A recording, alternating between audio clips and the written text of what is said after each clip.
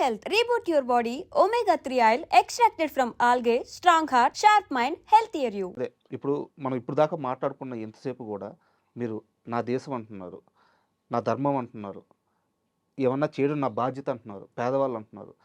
అసలు ఈ దేశం కోసం కానీ పక్కన ఉండే మనుషుల కోసం కానీ ఏమన్నా చేయాలి, ఈ మైండ్ సెట్ ఎలా అలవాటైంది?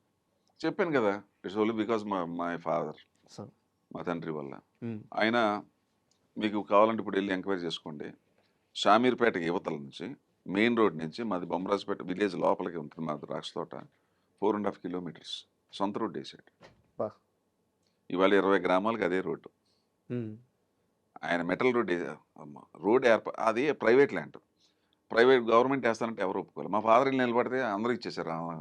అందులో మా తాతగారు వరుస ఆయన ఇచ్చాడు. అందరూ బయట అందరూ ఇంతంత ల్యాండ్ ఇస్తే 4.5 కిలోమీటర్స్ రోడ్డు వేసాడు ఆయన సొంత డబ్బులతో.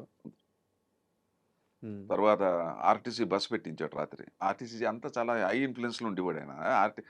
తహసీల్దార్ని వాళ్ళని ఏమయ్యాని కూడా ఆయన ఆ రేంజ్లో ఉండి బతికాడు ఆయన. ఏమైనా నాకు బస్సు అయ్యాడు దొరగారు రాజుగారు బస్సు వేస్తే అట్లాగా మీదేమో అడివి, రాత్రి బస్సు వచ్చి అక్కడ డ్రైవర్ పడుకుంటాడు, వాళ్ళకి అన్నం నా గెస్ట్ హౌస్, నా రూము, నా భోజనం, నీకు సొమ్మేం పోయింది? మరి పొద్దున్న నేను టిఫిన్ పెడతా, కాఫీ ఇస్తాను, ఇంకేంటి మీకు ఏం కావాలి? పడుకోవటానికి బెడ్ ఇస్తా, ఇంకేంటి కావాలి మీకు అన్నాడు. అలా 1 ఇయర్ నడిపాడు. ఆ బస్సు రాత్రి వచ్చేసి పొద్దున్నే అన్ని ఊర్లు కలెక్ట్ చేసుకుని వెళ్ళేది. ఇక్కడ ఏం టెలిఫోన్ లేదు. మర్చిపోయి టెలిఫోన్ డిపార్ట్మెంట్కి ఫోన్ టెలిఫోన్ పెట్టు, ఎక్సైజ్ పెట్టు. అక్కడ మీకు షామీర్పేట యువతల ఒక 2 ఫర్లాంగుల యువతల రైట్ సైడ్ రామారావు విగ్రహం ఉంటుంది రోడ్డు. ఆ రోడ్డే మా ఫాదర్ వేసింది. చూశాను, మా తాత కూడా అలాగే ఉండేవారు అంటే నాకు తెలీదు. అది నా గొప్పతనం కదా, నేను పెరిగిన వాతావరణం. అది ఏదో నేను నేర్చుకున్నది కాదు, పెట్టింది కాదు. అది ఫాదర్ని చూసాను, అది చిన్నప్పటి నుంచి అలవాటు అయిపోయాను. అండ్ ఈ విషయంకి వస్తే, సనాతన ధర్మం విషయంకి వస్తే, మీరు ఒక ఇంటర్వ్యూలో మాట్లాడారు సార్, నాకు ఆ పదం ఎంత గొప్పగా నచ్చిందంటే, హిందూ మతం అనేదే లేదు, అది సనాతన ధర్మం అని చెప్పారు. చాలా మందికి రెండింటి మధ్య తేడా తెలియదు. హిందూ లేదని మతం లేదు అసలు.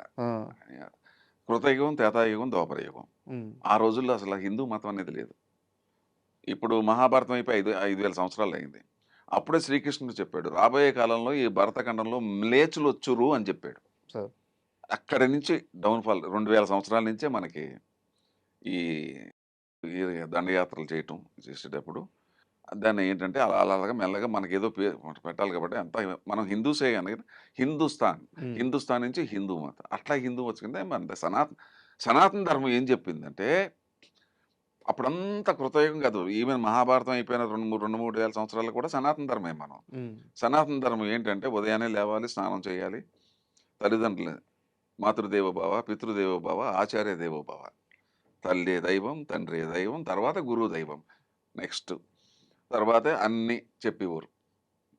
తర్వాత సర్వే జన సుఖినో భవంతు, మొత్తం ప్రపంచం బాగుండాలి, అందరూ దాంట్లో మనం బాగుండాలి. ఇదే సనాతన ధర్మం. తర్వాత ఎవరికి హాని చేయకూడదు, పశుపక్షులను కూడా మనం పోషించాలి. ఏంటి పశువులను కూడా మనకి ఆహారం, మనం వాటికి ఆహారం పెడతాం, అవి మనకి ఇంటని ఇస్తాయి. తర్వాత ప్రకృతి మన దైవం అని మనం ప్రకృతిని ఈ హిందూ ఈ నవ్వుతారు, మీరు చెట్లు కూడా దండం పెడతారని. అజ్ఞానులు. నిన్నే ఎవడో పిచ్చిగా మాట్లాడాడు, ఎవరో కాదు, సరే మీ తోటి నట్టుడే కదా. ఏ మతానన్నా మనం గౌరవించాలి, అందరూ మన వాళ్ళే. ఏ మతం అన్నా ఏ దేవుడు అన్నా గౌరవించాలనేదే ఇదే మన డ్రాబ్యాక్ అయింది. దీనివల్లే ఈ భారతదేశం 800 సంవత్సరాలు బానిస బతికైపోయింది. అసలు ఎవరికి తెలియని రహస్యం చెప్పనా, జీసస్ క్రైస్ట్ కాశ్మీర్లో 11 సంవత్సరాలు ఉన్నాడు. అవునా? నా దగ్గర హిస్టరీ ఉంది కదా. ఇప్పుడు మీరు కాశ్మీర్కి వెళ్తే అక్కడ ఒక చిన్న ఇది ఉంది, నేను యూట్యూబ్లో కూడా చూపించారు. అక్కడికి వచ్చి ఆయన పాదాలు అక్కడ ముద్రిక ఉంటుంది. ఇక్కడికి వచ్చి బౌద్ధిజం నేర్చుకుని మీరు ఇక్కడ చూడండి, ఇజ్రాయెల్ ఎప్పుడు మేకను పెట్టుకుని ఉంటాడు ఆయన ఎప్పుడు మంచి బోధించాడండి. ఆయన అందరూ శాంతి చెప్పాడు. క్రైస్ట్ ఎప్పుడు చెడు చెప్పలేదే. వీళ్ళు వచ్చేసి అసలు నిన్న కాకపోడు మన మనవడు వచ్చేసి అసలు నువ్వెవడో, నేను లేకపోతే నువ్వు లేవంటే ఎలా ఉంటుంది మనకి? అయితే మీరు ఇంత ఆవేదనగా మాట్లాడుతున్నారు. అయితే ఈ మధ్యకాలంలో జరిగిన 2 ఇన్సిడెంట్ల గురించి మనం మాట్లాడుకోవాలి. మీ ఇండస్ట్రీ నటుడు, నేను పేరు చెప్తున్నాను, ప్రకాష్ రాజ్ గారు, వారు మాట్లాడుతూ రామలక్ష్మణుల గురించి, వాళ్ళు నార్త్ నుంచి సౌత్ వచ్చిన వలస కూలీలు అని చెప్పి చాలా దుర్మార్గంగా మాట్లాడారు. దుర్మార్గం అంటే అజ్ఞానం ఒకటి, తర్వాత కండకావరం ఒకటి, అంటే అజ్ఞానంతో కూడుకున్న కండకవరం అది. అది నేను చూశాను అది. ఉమ్, నేను కావాలని చూశాను. నేను చాలా అప్సెట్ అయ్యాను. ఇప్పుడు ఒక చిన్న ఉదాహరణ చెప్తాను మీకు.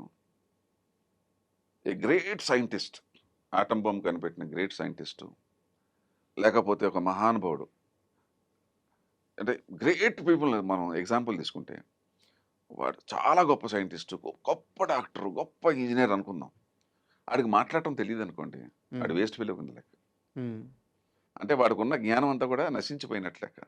అసలు మనిషితోటి నువ్వు ఎలా మాట్లాడాలో తెలియని వ్యక్తివి నువ్వు. నువ్వు ఎంత గొప్ప సైంటిస్ట్ అయితే మనకేంటి? ఇది అంతే. అసలు నువ్వు చరిత్ర తెలియకుండా క్రిస్టియానిటీ ఎప్పుడు పుట్టిందో తెలియకుండా ఉత్తర దేశం నుంచి సౌత్కి రావటం ఏంటి? పైగానేమో పండు కోసుకుంటే అక్కడ రావణాసుడు అడ్డుపట్టడం ఏంటి? ఇతిహాసాలు, పురాణాలు మన పెద్దలు చెప్పింది అది అసలు ఈ రామాయణం, మనకే పూర్తిగా తెలియదు. కాకపోతే మనం రాముడిని పూజిస్తాం. ఇంకోటి ఏంటంటే మనోభావాలు దెబ్బ కొట్టడం.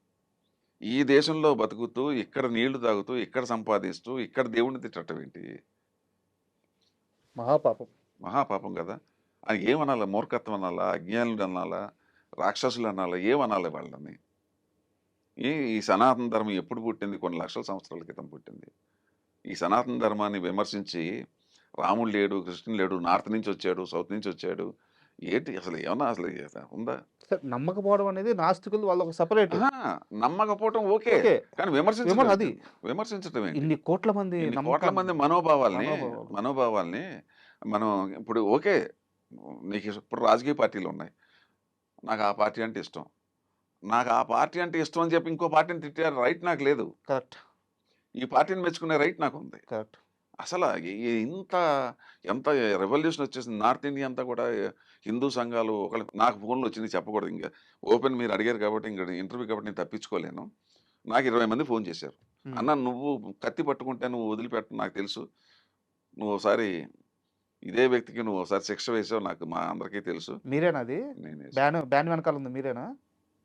ఆహా. వదిలిపెట్టినండి వాడిని. ఉమ్, తప్పుడు మాటలు మాట్లాడకుండా. కాకపోతే ఎన్ని చెప్పుకోకూడదు. అతను అడిగితే చెప్తాడు కదా, మా ఇంటికి రావడం, నాతో సారీ చెప్పించుతా, అప్పుడు వదిలిపెట్టా. ఇండస్ట్రీలో ఎవరో దాని గురించి మాట్లాడలేదు. కాస్త వివరంగా చెప్పండి ఆ బ్యాన్. అది అయిపోయింది, అయిపోయింది. గతం పాస్ట్ ఇస్ పాస్ట్. జరిగింది. ఉమ్, జాతిని అవమానించాడు. ఉమ్, నేను అప్పుడు మూవీ ఆర్టిస్ట్లో నేను ఇంకా వైస్ ప్రెసిడెంట్ కూడా కాదు, మామూలుగా మెంబర్గా ఉన్నాను. అప్పుడు వచ్చిన కొత్త హైదరాబాద్. ఉమ్, అందరిని అడిగాను, ఎవడో పట్టించుకోవట్లేదు. ఉమ్, ఏంటి పట్టించుకోరా? జాతిని, ఒక తెలుగు జాతిని అంటే అందరిని అన్నట్టే కదా. అంతే. Shivakrishna won't leave anybody like that. Um, I'm going to take action. నాకున్న లీగాలిటీ, నాకున్న పొలిటికల్ జ్ఞానం, లేకపోతే ఇంకోటి ఎక్కడ పెట్టాలో అక్కడ పెట్టా. ఉమ్. వచ్చాడు ఇంటికి? పెట్టిన తర్వాత మొత్తం స్తంభించిపోయింది. ఉమ్, మూవీ ఆర్టిస్ట్కి పని చేయడానికి అవకాశం లేకుండా పోయింది. ఉమ్, పాపం నాగార్జున అప్పుడు వైస్ ప్రెసిడెంట్, అప్పుడు ఉమ్. ఏ మాట కమాట నాగార్జున అప్రిషియేట్ చేయాలి. ఆయన సపోర్ట్ చేశారు. ఆయన ఫోన్ చేశాడు. అక్కడ ఎక్కడో మాల్దీవ్స్లోనే ఎక్కడ ఉన్నాను. ఏంటి శివకృష్ణ గారు అట్లా జరిగింది, నేను ఉండదు చెప్పాను. జాతిని అవమానించాడు అండి, పౌరుషం లేదంటే వదిలేద్దాం. Um, no I won't you please go. బా. I do appreciate Nagarjuna. Um, Nageswara Rao దగ్గరికి వెళ్ళింది, ఇది ఉమ్, సమస్య లేదు, అంత లీగల్గా ఉంది. ఉమ్, ఏం చేస్తారు, వారం రోజులు అంతే. తర్వాత ఎవరెవరితోటో పట్టుకుని రికమెండేషన్ చేసుకుని వస్తే అప్పుడు చెప్పుకొచ్చా. అందరి ముందు సారీ చెప్తే వదులుతాను. ఉమ్, ఏదో నటించాడు అలా అలా అన్నాడు. Nothing I won't leave. This is Sivakrishna. Censor బోర్డునే పిచ్చెక్కిచ్చా, సెంట్రల్ గవర్నమెంట్ అని. ఈ ఇండివిజువల్ ఎంత అంటే లెక్కల్లో ఉన్నది పీనట్. Super sir. అయితే అంటే గవర్నమెంట్లోనే నేను చేయలేనటువంటి పనులు సాధించానే సార్, కరప్షన్ మీద. ఇది ఎంత నాకు, ఇది ఒక ఇండివిజువల్ ఎంత నాకు తప్పు కదా అది. సార్. అదే అంటే సార్ చెప్పాడు, సారీ అన్న, okay now you can go head అన్న. నాగార్జున ఫోన్ చేసి ప్లీజ్ గివ్ హిమ్ పర్మిషన్ అన్న. నువ్వు ఏదైనా చేసుకోవయ్యా, నువ్వు అసలు ఎవడో, అసలు హిందూ ధర్మాన్ని, హిందూ అంటే ఎవడో, అసలు రాముడు ఏంటి, అసలు ఎటువంటి సాంప్రదాయాలు, ఎటువంటి మహానుభావులు, ఎటువంటి ఋషులు, మనకున్న సాంప్రదాయాలు ఎక్కడున్నాయి? గడపకి రంగు పసుపు పుస్తాం, క్రిములు రాకుండా, కల్లాపు జల్లు ఇస్తారు, తర్వాత ఏంటంటే క్రిములు రాకుండా కాళ్ళు కొడుకోమని చెప్తారు. మాతృదేవోభవ, పితృదేవోభవ, ఆచార్యదేవ, తల్లిదండ్రులు పూజించాలా, తల్లిదండ్రుల్ని మనం జీవితంలో వృద్ధాప్యంలో వాళ్ళని మనం చూడాలా, అందరినీ అసలు ఏ మతంలో ఇవన్నీ ఎవడు చెప్పాడు? ఇవాళ చెకోస్లోవేకియా, జర్మనీ, రష్యా గిట్ల ఎక్కడ చూసినా మీకు హిందూయిజమే. బయట దేశాల్లోనేమో మొత్తం అంతా హిందూస్ కింద మారుతున్నారు. ఇక్కడేమో ఇక్కడ కన్వర్టెడ్ ఏమో ఇక్కడ తిడుతున్నారు. ఒక్కడు మాట్లాడు, ఒకడికి పౌరుషం లేదు. అసలు హిందూ అనకూడదు కానీ మనకి పౌరుషాలు లేవు అంతే. That's the main drawback. తిరగబడద్దు. నేను ఒక్కడిని తిరగబడితే ఏమొస్తుంది?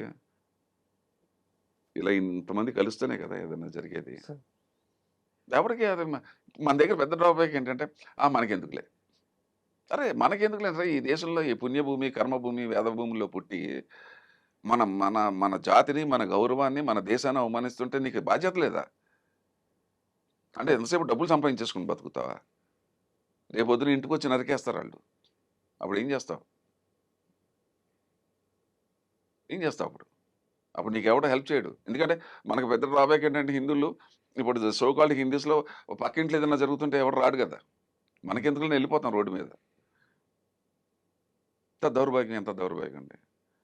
ఉండాలి కదా, ఇంగిత జ్ఞానం ఉండాలి. ఏదైనా ఒక పక్కింట్లో ఏదైనా జరుగుతుంది, మనం వెళ్ళాలి, ఆ కష్టం ఏంటో తెలుసుకోవాలా. అందరు సొసైటీలో బతుకుతున్నాం, అది ఏమీ లేదు. ఎంతసేపు నేను, నా సంసారం, నా పిల్లలు, నా డబ్బు. మనకు రాలేదు కదా, మనకు రావడం కదా, ఎప్పుడో దేశం మీద పడతారు. అయిపోయింది కదా, 800 సంవత్సరాలు నరకం అనిపించాం కదా వీళ్ళతోటి. కొన్ని వేల గుళ్ళు పోయినాయి కదా ఈ భారతదేశం. ఇంకోటి తెలుసా మీకు? బ్రిటిషర్స్ మన దగ్గర దొంగతనం చేసిన బంగారం కానీ ఇంకోటి కానీ మొత్తం పట్టుకెళ్ళిపోయింది. మనం లెక్కేసి వస్తే $45 ట్రిలియన్. అబ్బా, 45 లక్షల కోట్లు మన దగ్గర మోసం చేసి పట్టుకుపోయి, మన దగ్గర పరిపాలించి పట్టుకుపోయింది. ఎవరికి చరిత్ర తెలియదు. అసలు దేశానికి సరిహద్దులు ఎన్ని ఉన్నాయి తెలుసా మీకు? ఇది అఖండ భారతం. 15 దేశాలు మనది. అఖండ భారతం అంటే 15 దేశాలతో కూడుకున్నది అఖండ భారత్. ఎవరికి తెలుసు? కంబోడియా దగ్గర నుంచి తీసుకోండి, మలేషియా, సింగపూర్, అటు ఫిలిప్పైన్స్, ఇటు ఇండోనేషియా, ఇలాగొచ్చేట్టుగా ఆఫ్ఘనిస్తాన్, ఇలాగొస్తే Egypt, a part of Russia, ఇక్కడ టిబెట్, పాకిస్తాన్ ఇవన్నీ వెళ్ళిపోయింది. శ్రీలంక, 15 దేశాలు. Border. This is called Akhanda Bharat. ఎవరికి తెలుసు? భారతదేశం అంతసేపు. ఆ కాశ్మీరే సరిగ్గా తెలియదు వీళ్ళకి. అసలు ఈ దేశానికి ఎన్ని వేల కిలోమీటర్ల బార్డర్లు ఉన్నాయి? ఒక రాజకీయ నాయకుడు తెలుసా? చెప్పమానండి ఎవడన్నా. నేను చెప్పినట్టుగా స్పాట్గా చెప్పమానండి చూస్తా. 4250 కిలోమీటర్లు బంగ్లాదేశ్ తోటి, 3300 పాకిస్తాన్ తోటి ఉంది, 3600 ఏమో అతను పాకిస్తాన్ చైనా తోటి, మొత్తం కలిపితే 11,450 ఎన్నో ఉన్నాయి. ఒక 10 ఇటు 11,000 కిలోమీటర్లు. సరిహద్దులు తెలియదు, ఏమీ తెలియదు. రాజకీయం గురించి మాట్లాడతా. ఏం మాట్లాడుతున్నారు మీరు? దేశ సరిహద్దులు తెలియదు నువ్వు. అసలు దేశంలో ఎన్ని రాష్ట్రాలు ఉన్నాయో తెలియదు నువ్వు రాజకీయ నాయకుడు ఏంట్రా? ఇలా నాకు తెలియక అడుగుతా.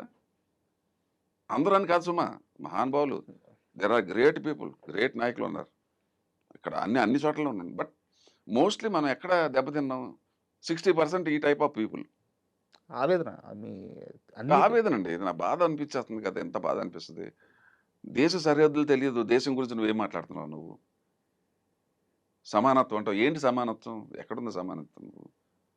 What the hell you are talking? చాలా సీరియస్ మ్యాటర్స్. అంటే